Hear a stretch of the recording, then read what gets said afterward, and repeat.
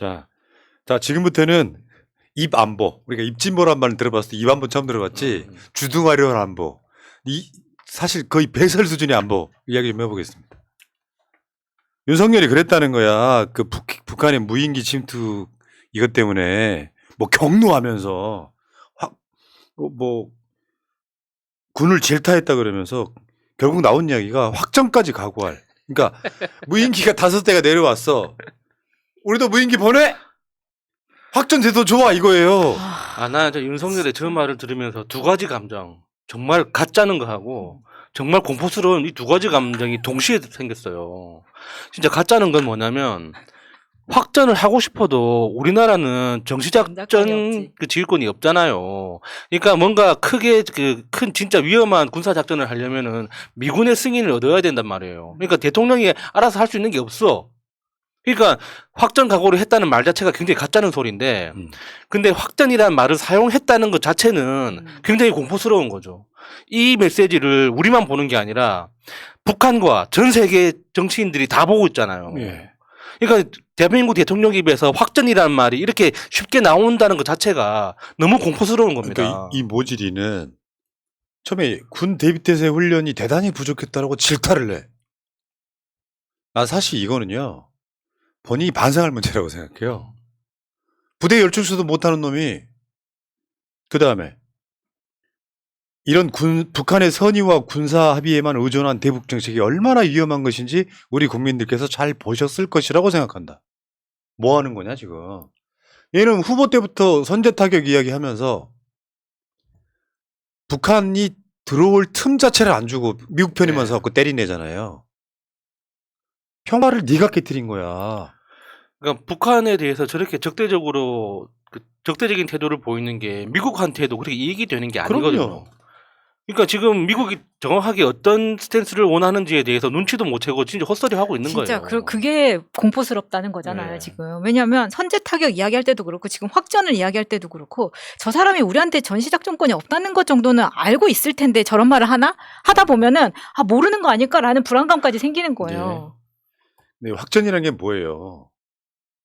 확전이란 전쟁을 키운다는 거잖아. 국지전이었던 것이 전면전까지 가는 거예요. 보람 PD, 내가 숨겨놨던 숨은 오타 그대로 나오셨군요. 잘 보세요. 국지전 나아가서 전면전까지. 자, 네. 숨겨놔서 재밌자고 숨겨놓은 거야. 나 일부러 그런 거야. 보람이가 찾나 못 찾나. 근데 우크라이나 전쟁도 이렇게 갈 줄 몰랐잖아요. 지금 현대전이 이렇게 갈 거라고 생각 못 했다고요. 그러면은 우크라이나 전쟁할 때 불보듯 보고 지금 선진국들은 어떻게 보면은 미국에서는 더 좋아라 할 수 있는, 그러니까 한편으로는 조장을 할 수도 있고 그런 분위기를 보면서 현대전에 저게 서울에서 일어나지 말란 법이 없다라는 생각이 들면 굉장히 공포스럽다는 겁니다. 그러니까 저게 그 대통령실도 그렇고 언론에서도 그렇고 그러니까 대통령 말 한마디면 정말 우리나라 어떻게 될 수도 있으니까는 우리 성렬이 형 신경 거스르지 말고 다들 정신 차리고 똑바로 말들어 이렇게 협박하는 논조인데 이게 대통령이 뭐 지시해가지고 그 상응하는 비례 원칙에 따라서 우리한테 넘어왔던 것만큼 넘어갔다고 이야기를 하잖아요. 드론을. 근데 그 구체적인 내용을 들여다보면은 삽질한 거예요.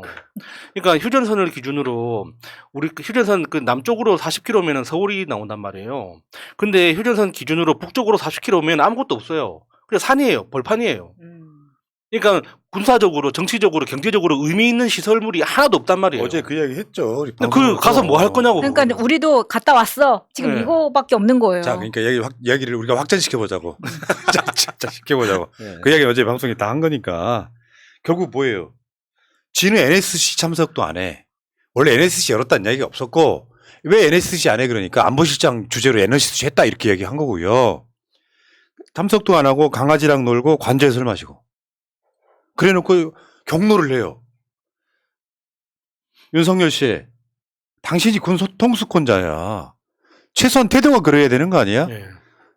무인기가 사실이라면 유린당한 거잖아요.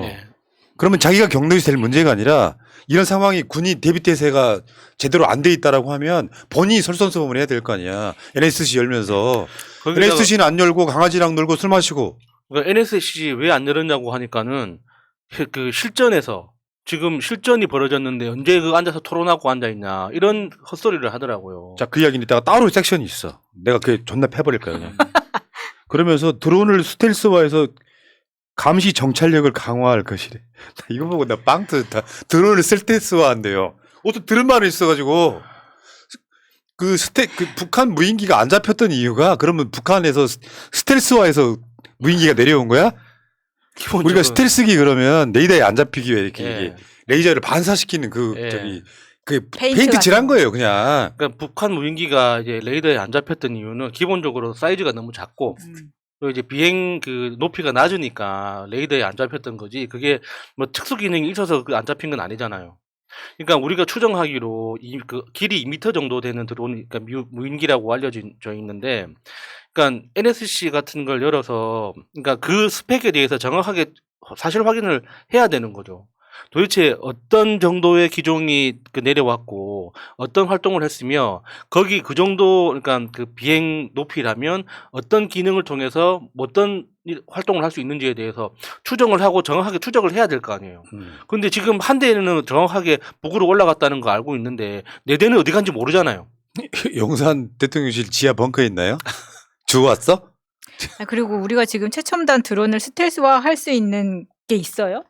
아니, 이것도 전혀 어떤 부서, 그러니까 아, 어디서 들은 말이 있어. 그러니까 그냥 한 말이잖아요. 얘는 그냥. 군대 안 갔다 온 밀떡이야. 내가 봤을 때. 참. 그리고 좀 이번에 저 국회에서 반토막 난 무인기 예산이라고 그러는데 무인기 대응 예산이라고 그러는데요. 요새는 저것도 모르고 있더라고. 올해 그러니까 드론 관련한 예산이 아예 안 써서 2월 됐답니다. 그래서 50%가 반토막 난 게 아니라 작년 걸 그대로 쓸 수가 있대요. 그리고 이 상황에서 예산 이야기까지 꺼냈다는 게 전 놀랍더라고요. 웬만한 거 다 예산 깎아버렸잖아요. 이보세요, 윤석열 씨. 자, 빨리 넘어가겠습니다. 오늘 할 일이 이렇게 많아? 망발을 해주면은 우리 입장에서 방송거리가 많아서 좋은데 시간 내에 방송을 못 끝낸다는 단점이 있어요. 정진석이가 천안함 그 40룡 경사 위령탑을 참비한 뒤에 한 말이에요. 전쟁을 두려워하면 평화를 누릴 자격이 없다. 얘들 언어가 내가 봤을 땐 거의 장애인 수준이에요. 진짜 심한 말 하고 싶다. 진짜. 언어 장애인이야 이 새끼는. 보면 무슨 말이냐면은 우리가 강해져야 된다라고 이야기할 수 있지만 전쟁을 두려워하면 평화 누릴 자격이 없다. 이런 말 하면 전쟁하자는 말밖에 더 됩니까? 정진석이 군대에 어디 갔다 왔나 봤더니 전경이었더라고. 근데 그때 당시에 전경이 의경하고 같이 할 시절이어가지고 좀 알아봐야 되겠더라고. 왜냐 이렇게 말을 한다는 것 자체가 자기는 어차피 전쟁이 벌어진다고 하더라도 자기가 총 들고 나가서 싸울 거 아니잖아요. 다 남의 아들들 보낼 거 아닙니까?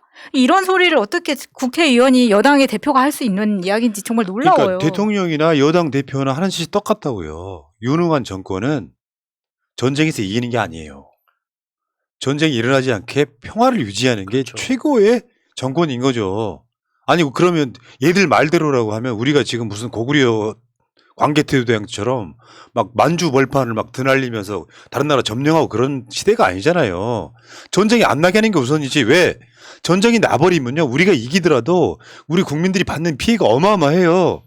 지금 내가 어제 그렇지 않아도 저기 뭐 김포 쪽에서 막 비행기 전투기 소리 난다 그래갖고 엄청 신경 쓰였던 게 갑자기 너무 울컥한 거야. 예.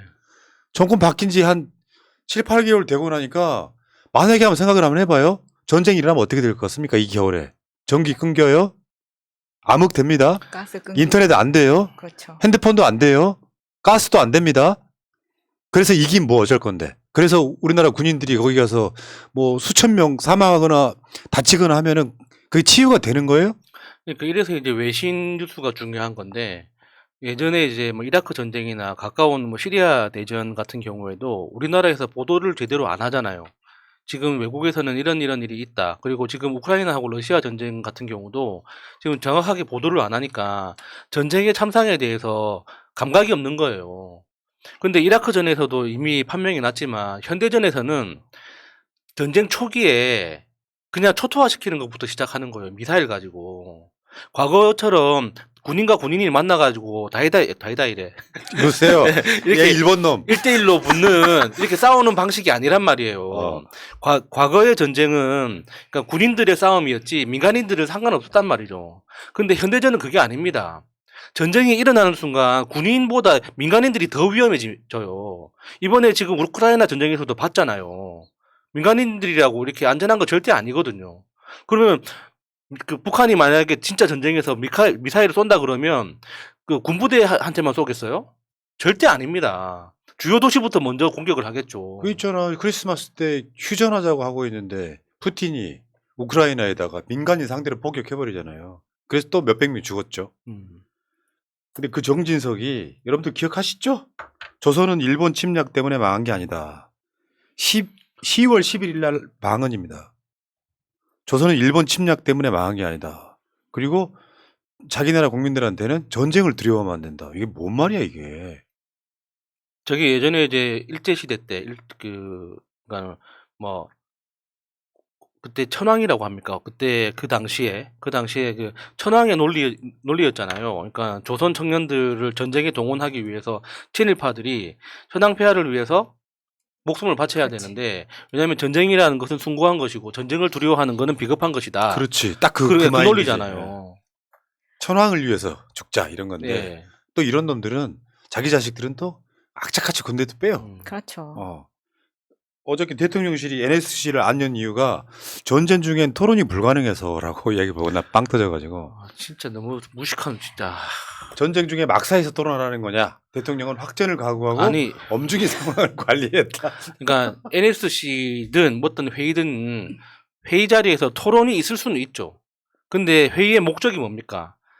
사실관계를 확정하고 그 사실을 기반으로 해서 어떤 판단을 내리기 위해서 회의를 하는 거 아닙니까? 그게 NSC 회의가 됐든 국무회의가 됐든 그 안에서 회의를 하기 전에 토론이 이루어지고 회의 자리에서 결론을 내는 거죠. 지금 NSC가 국가안전보장회의잖아요. NSC는 정확히 말하면 토론이 아니고 지휘입니다. 지휘. 그러니까 대통령이 어떤 결정을 할 때 각종 관련한 참모들이나 전문가들 이야기를 듣고 결정을 내리는 최종 지휘라는 것이에요. 예. 근데 지금 여기 전쟁 중엔 토론이 불가능하다 같은 뭔 개소리를 이렇게. 계속해서 책임 회피하는 거죠. 본인이 지휘하지 않아도 되는 이런 상황처럼 뭔가 그 회의를 갖다가 토론이라고 뭔가 좀 낮추면서 자기 회피를 계속하고 있는 건데 이게 인수인계를 똑바로 받지 않았기 때문에 윤석열이 NSC가 어떻게 돌아가는지 한 번도 본 적이 없고 어디서 회의를 하는지도 못 봤을 겁니다. 네. 그러다 보니까 모니터라던가 이 회의가 어떻게 돌아가는지를 본 적이 없어서 왜 임기 초에 그랬잖아요. 너 NSC는 그럼 어떻게 할 거냐 청와대에서 나가면 그랬더니 버스 한 대에다가 저기서 하겠다라고 하면서 버스까지 보여줬었잖아요. 지휘 차량이 있다고. 네, 예. 그러다 본 거지. 보니까 NSC에 대한 중요성은 전혀 모른 채 안 해도 되는 거라고 생각하는 맞습니다. 겁니다. 맞습니다. 자, 결국 윤석열은 뭐예요? 거의 입진보 아니고 입안보. 자기 책임은 없어요. 자기는 항상 열애야. 왜? 자기 동기들 군대 갈 때도 지는 군대 안 갔거든. 그러니까 대통령이 경로만 하면 되는 줄 알아요. 그러니까 이게 말하는 투를 보면은 진짜 동네 아저씨예요. 그러니까 군 통수권자라니까. 네, 나하고 상관없는 일이야. 그냥 저 옆 동네 일처럼 에이 저 새끼들 또 이렇게 또 뻘짓했네 뭐 이런 식으로 비판하는 동네 아저씨하고 똑같은 딱 똑같아요. 거잖아요. 자기가 군 통수권자의 최종 결정은 자기가 내려야 돼. 그러니까 자기가 경로를 하는 겁니다. 남한테 화를 내야지 내 책임이 아닌 것처럼. 맞아요. 정답이에요. 진짜 정답이에요. 자기 책임이어서 국민께 미안한 게 정상이라고 생각하거든. 사과해야지. 네. 지들 발표대로 무인기가 서울 상공까지 왔다 갔다면 그래도 한 대도 격추를 못했다면 일단 국민한테 사과해야지. 그리고 앞으로 더 잘하겠습니다 해야지. 거의 미친놈식 입안보. 자, 진짜 윤석열이가 이제 새끼라는 말을 이제 욕설이 아닌 걸로 만들었기 때문에 이 큰일 날 새끼 이 섹션 여기서 마치고요.